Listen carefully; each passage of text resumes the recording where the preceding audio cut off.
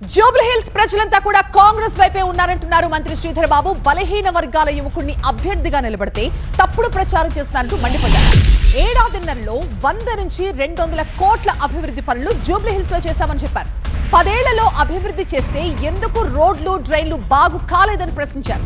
Congress the bulldozer పాలన కాదు, అభయహస్తం పాలన అంటూ కేటీఆర్ విమర్శలకి కౌంటర్ ఇచ్చారు. మంత్రి శ్రీధర్ బాబు వ్యాఖ్యల పూర్తి సారాంశం మా సీనియర్ కరెస్పాండెంట్ ప్రభాకర్ అందిస్తారు. జూబ్లీ హిల్స్ లో కాంగ్రెస్ ప్రచారం జోరందుకుంది. ప్రస్తుతం మనతో పాటు మంత్రి శ్రీధర్ బాబు గారు ఉన్నారు. చెప్పండి, ఎలా జరుగుతుంది?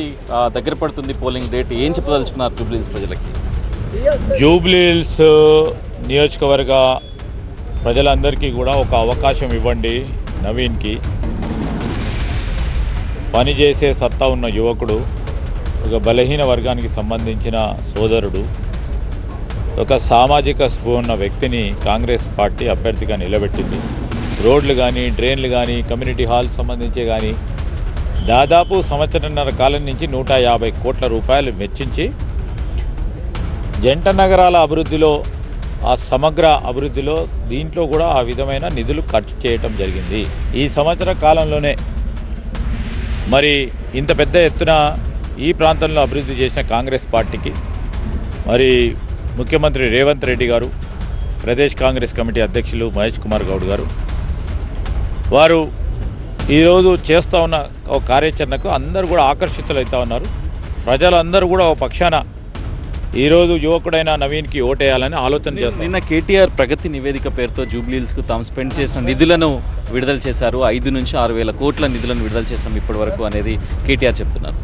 ఈరోజు అన్ని నిధులు కేటాయింపు చేస్తే చాలా గలీల రోడ్లు ఈ విధంగా ఉంటాయా, డ్రైన్లు ఈ విధంగా ఉంటాయా, ఎక్కడ వెచ్చించి చేసిండ్రో, ఏ విధంగా చేసిండ్రో ప్రజలే గమనిస్తూ ఉన్నారు.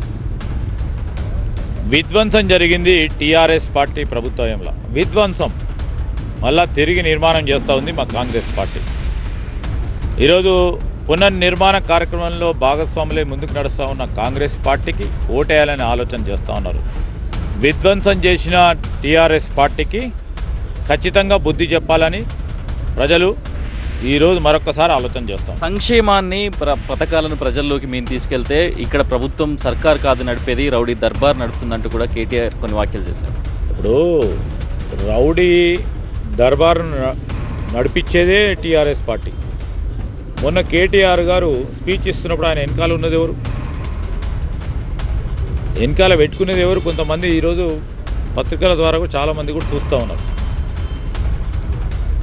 ఒక బలహీన వర్గ అభ్యర్థిని, చదువుకున్న వ్యక్తిని ఆ విధంగా చిత్రీకరించి ఓట్లు పొందామనే ఆలోచన ఇది సరిగైంది కాదు. ఈరోజు వారి సోషల్ మీడియా వ్యక్తిగత దూషణలతో పాటు జరుగుతూ ఉన్న అసలైన పరిణామాలను చూపెట్టకుండా ఫేక్ న్యూస్ని సృష్టించి దాన్ని విస్తృతంగా ప్రచారం చేయాలి. దాంట్లో ఫస్ట్లో ఉన్నారు, ఖచ్చితంగా దాంట్లో ఫస్ట్ వస్తారు. నిన్న కంటోన్మెంట్కి సంబంధించి 4,000 కోట్ల రూపాయల జీవోలు వచ్చాయని కాంగ్రెస్ ప్రభుత్వం చెప్తుంది. జూబ్లీ హిల్స్ మీద స్పెండ్ చేశామని చెప్తున్నారు. వీటిపైన నేను చర్చకు సిద్ధం, నేను సవాల్ విసురుతున్నానంటూ కూడా ఒక సవాల్ను విసిరారు. కాంగ్రెస్ పార్టీ సిద్ధంగా ఉందా దానికి? 11వ తారీఖు నాడు అదే మా చర్చ. మీరు దాన్ని ఏ విధంగా డైవర్ట్ చేసి ఓటర్లను డైవర్ట్ చేసే ప్రయత్నంలో ఉన్నారు. మేమేం చేస్తున్నాం? ఓటర్లకు సంబంధించిన అంశాలు వారు ముందుకు పెట్టి వారు చెప్పిన సమస్యలు తెలుసుకొని పరిష్కారం చేస్తాం. ప్రభుత్వం మాది ఉంది, ప్రభుత్వం ఈరోజు మాది ఉంది. అయితే పనులు మాతో కావాలా, వాళ్ళతో ఏమవుతాయి? ఫైనల్గా ఒక విషయం చెప్పండి. కార్ వర్సెస్ బుల్డోజర్ అంటూ కేటీఆర్ కానీ బీఆర్ఎస్ కానీ క్యాంపెయిన్లో ప్రధానంగా తీసుకున్న నినాదం ఏం చెప్తారు? కార్ కావాలా, బుల్డోజర్ కావాలంటే ప్రజలను ఏం అప్పీల్ చేస్తారు? కారు వారిది, కారుకు దగ్గరలో ఉన్నది బుల్డోజర్. కారుకు బుల్డోజర్ దగ్గర అయితే కానీ చెయ్యి అభయహస్తం. ఇది ఏదైనా సమస్య వచ్చినాడు చేతిని నమ్ముకొని పనిచేస్తారు. మేము ఎప్పుడు కూడా బుల్డోజ్ దేన్ని చేయలే, వాళ్ళలాగా బుల్డోజ్ చేయలే. అఫీషియల్ మెషినరీని బుల్డోజ్ చేయలే, సమస్యలను బుల్డోజ్ చేయలే, ప్రజలను బుల్డోజ్ చేయలేదు. ఈరోజు ప్రజలకు కావాల్సిన అవసరాలను తీర్చడానికి అభయహస్తం ఉందని ఒక ధైర్యం చెప్పడానికి వచ్చినాం. వారే కారు, వారే బుల్డోజర్. కేటీఆర్ సవాళ్లకు స్పందించేది లేదు. 11వ తేదీన పోలింగ్ అట్లాగే రిజల్టే దీనికి సమాధానం చెప్తుందంటూ శ్రీధర్ బాబు చెప్తున్నారు. సో మొత్తం మీదుగా జూబ్లీహిల్స్ ఎన్నికల్లో అటు మంత్రులు, ఎమ్మెల్యేలు, సీఎం వీళ్ళంతా కూడా కలియదిరుగుతుండడం జూబ్లీహిల్స్ ప్రచారానికి ఊపునిస్తుంది. కెమెరా పర్సన్ రాజుతో కలిసి ప్రభాకర్, టీవీ9.